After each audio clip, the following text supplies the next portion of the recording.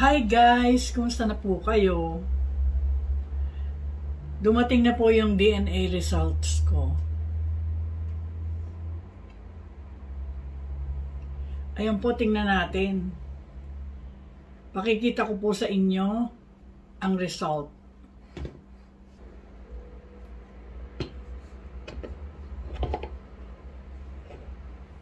So, ayan po.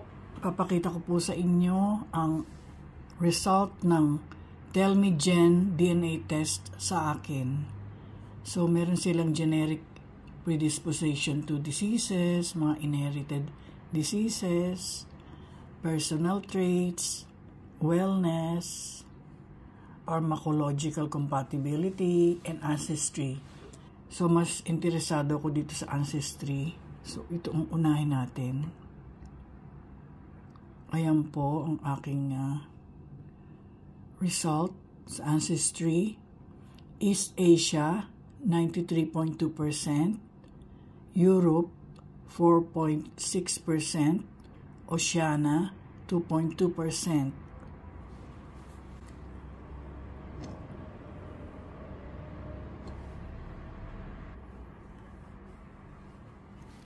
Click natin itong East Asia. Dinivide sa dalawa. 55.1% ang Chinese Dai and Indo-Chinese. 38.1% Han Chinese. Ano ba ang Chinese Dai and Indo-Chinese?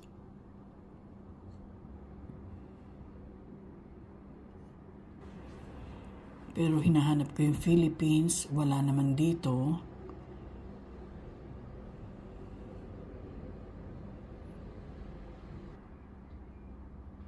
So, balik tayo dun sa Han Chinese. Sino ba itong mga ito? 38.1%. Han people are an ethnic group originating in China. It is one of the largest ethnic groups in the world.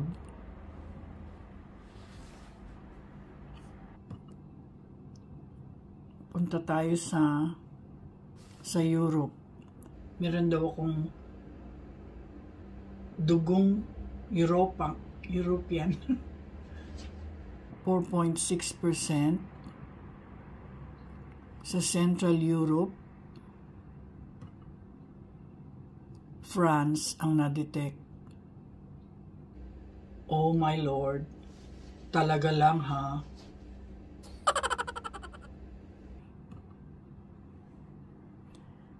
Ayan po ang France, located in the center of Europe.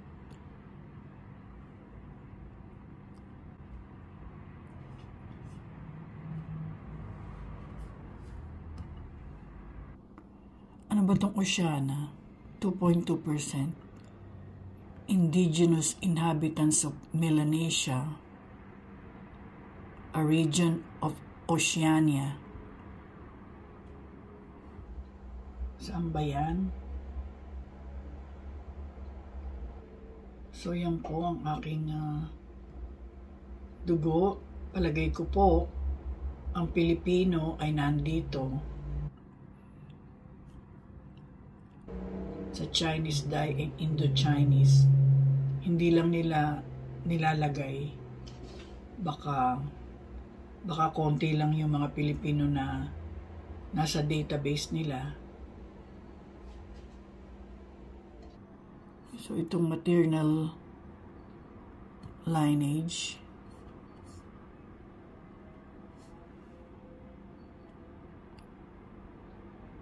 Haplogroup is letter E.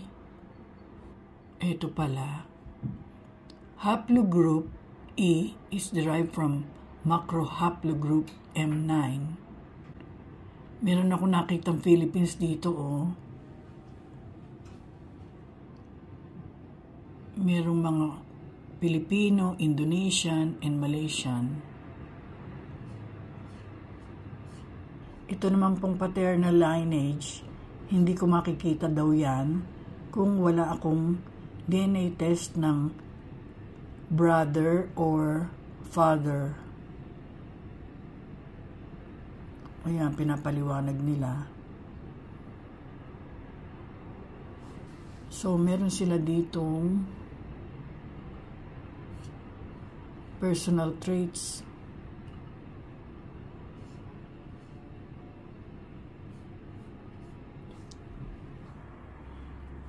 Ito po yung personal traits ko na na-detect nila.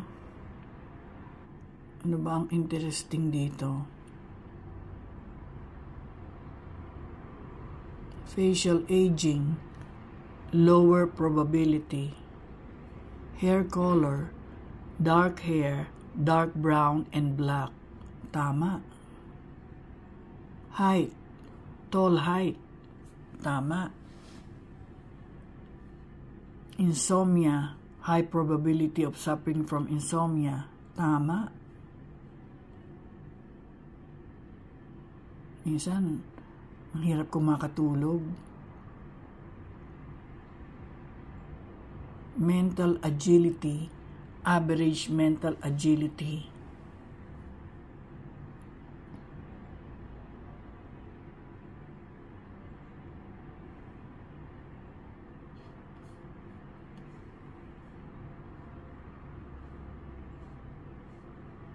Ayan po. O ano po masasabi nyo? So, ang tatay ko po ay may lahing Chinese. Pero nung araw po, hindi niya masagot pagka tinatanong namin siya. Kasi hindi niya alam eh. Wala siyang alam. Ngayon alam na namin. Alam ko na. At sasabihin ko dun sa kapatid ko. Pero pagka magkapatid, hindi parehong-pareho ang lalabas kasi depende yun sa makukuha nyo yung genes sa tatay nyo at sa nanay nyo. Ganon.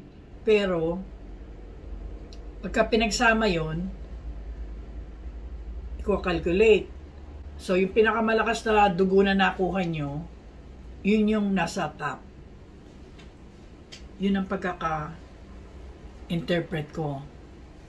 Kaya doon sa Tell Me Jen, na hindi naman binanggit yung Pilipino, palagay ko, ang Pilipino ay sinama na doon sa Indo-Chinese. Kasi, magkakahalo sila ng nagkakahalo-halo na sila. Kasi nung pinanganak ako, ang generation noon ay baby boomers. Tapos ngayon, ang generation ng mga anak ko, na halos magkakasing edad kayo, ay mga millennials. Kami noon, nung pinanganak kami, hindi pa masyadong mix. Ang nakukuha lang, yung mga panahon ng Hapon, panahon ng na dumayo dito, yung mga ganon. Yung panahon ng mga Kastila, yun po ang pagkakaintindi ko dyan. Pero, definitely, meron akong lahing Chinese sa tatay ko. Kasi ang itsura ng tatay ko ay ganito. Tingnan nyo.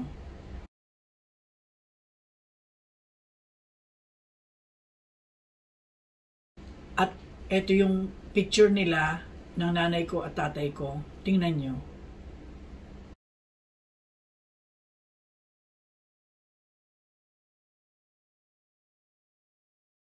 Hindi ba? Ang nanay ko parang Indian, Sri Lankan, Pilipino. Pero yung mga kapatid niya, may maputi, may iba-iba itsura nila. Ewan ko. Nung nakita ni Grandad to, nung sinabi ko sa kanya, gusto niya ring magpa-DNA. Sabi ko, sige, bibili kita. So, magkwentuhan muna tayo. Nung po high school ako, meron akong mga isa-dalawang kaklase na nagpipilingiran na kamag-anak nila si Melchora Aquino. Ako naman, tinitingnan ko yung itsura. Kamukha ng tatay ko eh. Ito.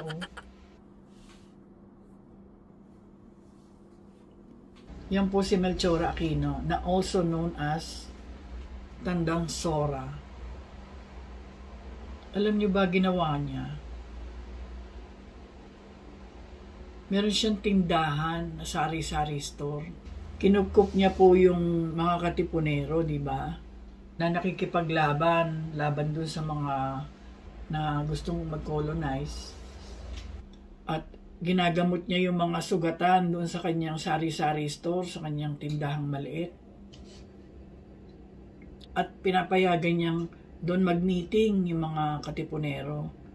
Kung ano mga gagawin, para kung ano yung mga plano nila.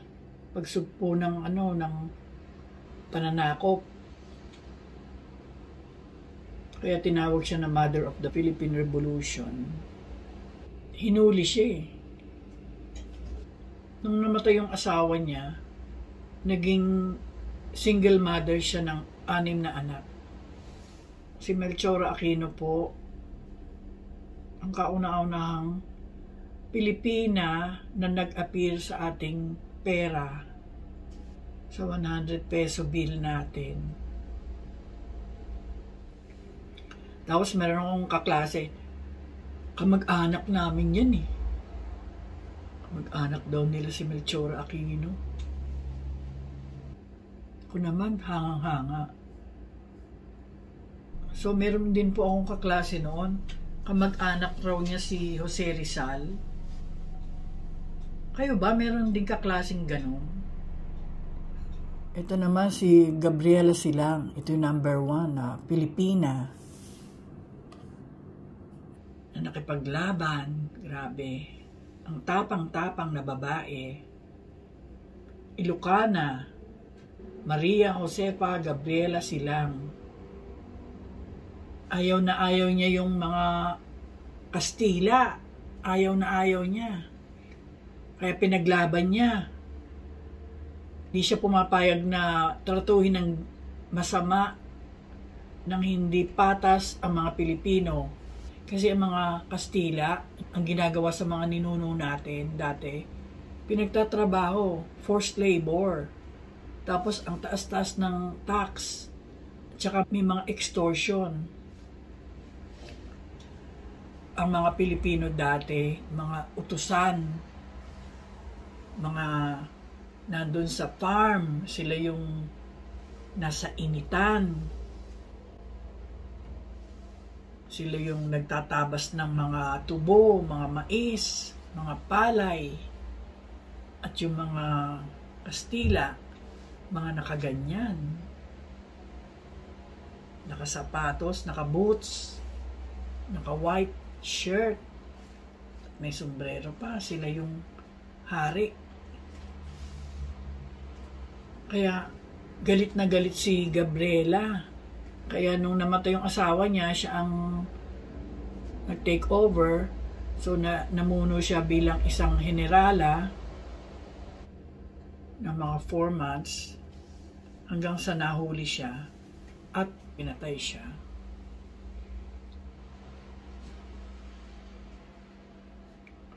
Ito naman, ang kauna-unahang beauty queen ng Philippines. Ito. Si Pura Villanueva Calao. Siya yung Queen of the Manila Carnival na pinagsimula ng Miss Philippines noong 1926. Ayan siya.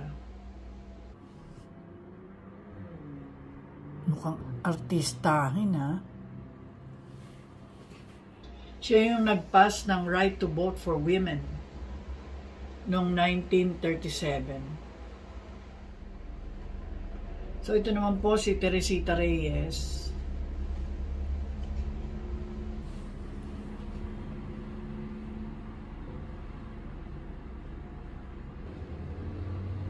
Siya po si Mama Sita. Dahil ang mga Pilipino ay mahilig magluto, siya yung nag-produce ng first key ingredients ng sinigang at kaldereta. So, tinagurian siyang Mother of Filipino Cooking. Born in Manila, Mamacita is known for her phenomenal cooking and family restaurant, Aristocrat. Sila pala may-ari noon, ng Aristocrat. So, ang ginawa niya, travel siya sa around the country, sa mga vendors, farmers, sa mga kusinero at kusinera, hanggang sa makarating siya sa Amerika, at ini-introduce niya yung adobo, kung paano gawin, yung mga ingredients noon, hanggang sa makakilala na yung mga pagkain natin sa buong mundo hanggang ngayon. Siya pala yun. Masyado siyang passionate sa authentic Filipino food. Hanggang sa nagkaroon ng Mamacita's Holding Company, na kahit na suka, mga sauce, nabibili natin ngayon.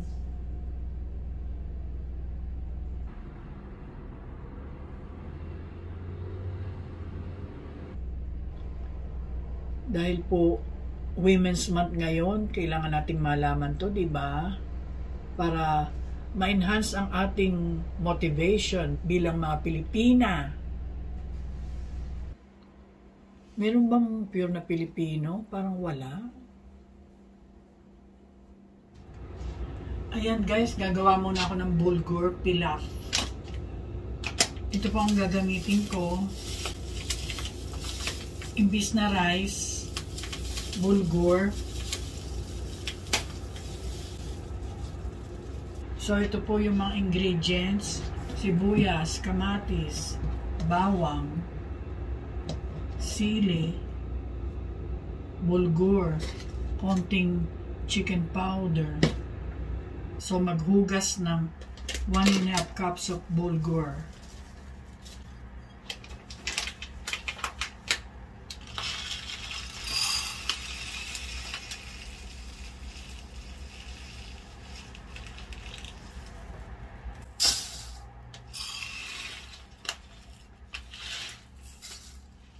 Mamaya ko na puhugasan ito para hindi masyadong lumabsa. Kaya hindi pala makasagot ang tatay ko kung tinatanong namin na meron ba tayong lahing Chinese? Kasi hindi niya alam.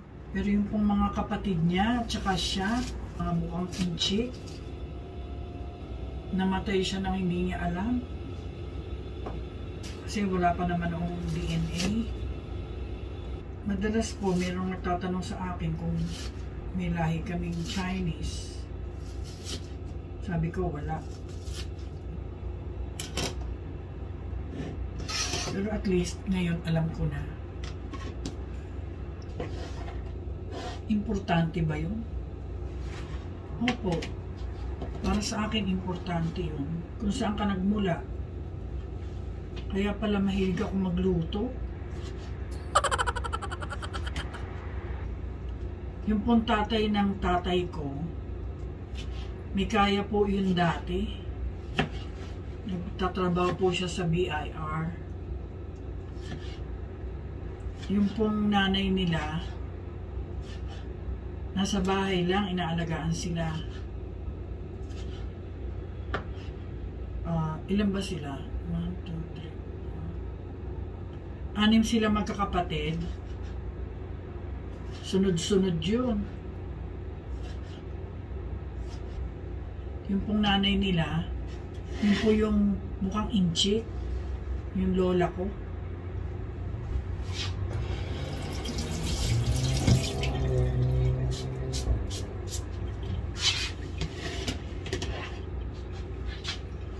Ano po yun? Maliit na babae na palagi nakaganon yung buhok, na wavy yung buhok niya. Yung mga kapatid po ng tatay ko, tsaka siya, mga inchik ang itsura.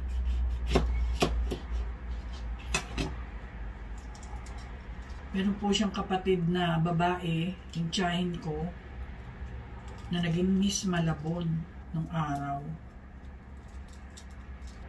May portrait yun. Dati po daw, maganda yung buhay nila. Kasi nga, yung tatay nila ay maganda ang trabaho sa BIR. So, 6 sila. Biglang namatay yung tatay na ewan ko kung bakit pa nagkasakit. Nung namatay yung tatay nila, naghihirap sila. Kaya yung lola ko, yung nanay nila, naging single mother.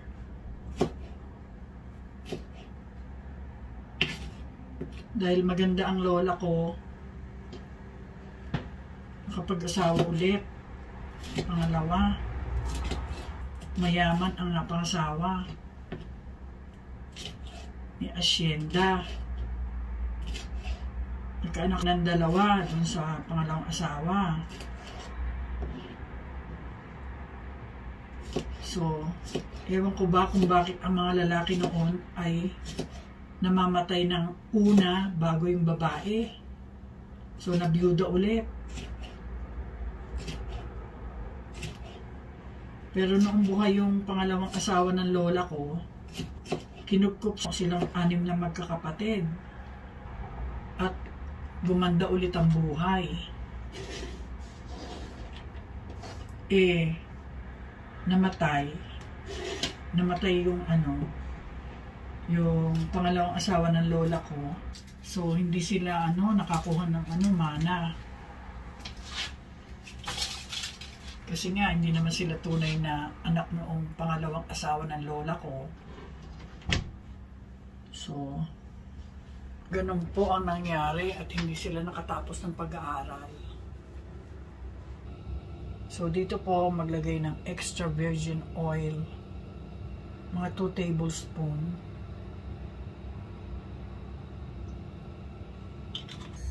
Mag-isa ng bawang.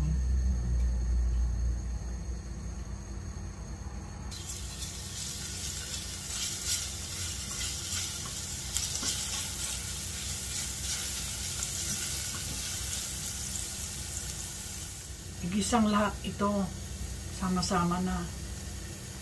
Yung sibuyas, kamatis, at sili.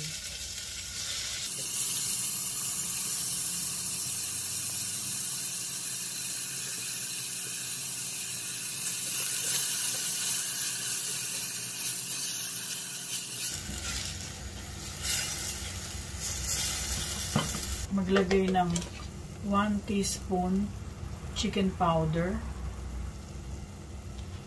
1 tablespoon tomato puree, timplahan ng pepper, konting salt,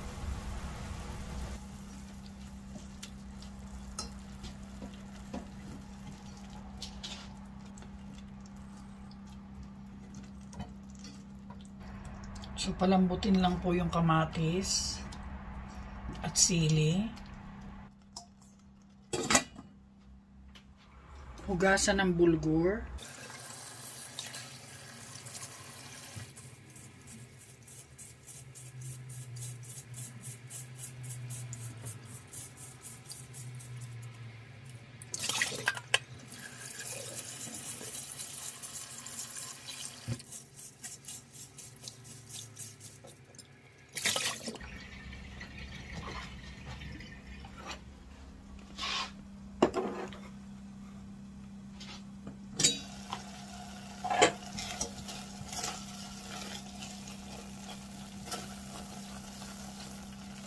Lagyan ng 3 cups of water.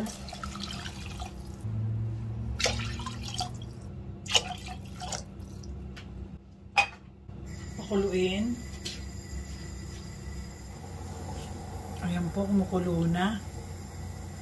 Ilagay na ang bulgur. So, ang gawin po natin, 1½ cup of bulgur plus 3 cups of water.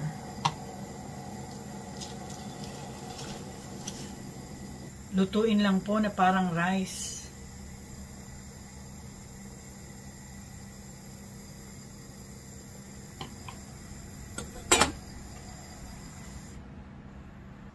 Kasi po, minsan nagkikrave ako ng bulgur.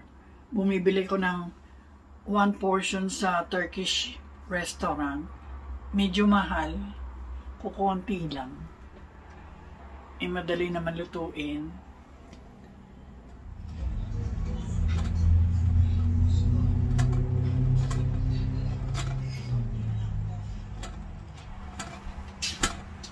Ayan po, tingnan natin. Halu-haluin.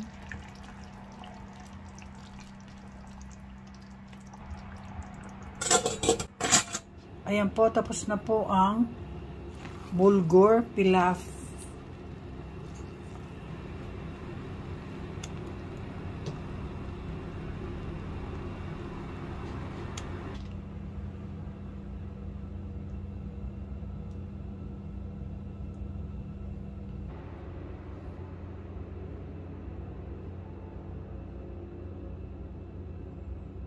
Ayan po, parang rice, di ba? Ang bulgur po ay mas healthy sa rice. Kasi po, meron po itong calcium, potassium, protein, and phosphorus. Ayan. Sana po gayahin nyo.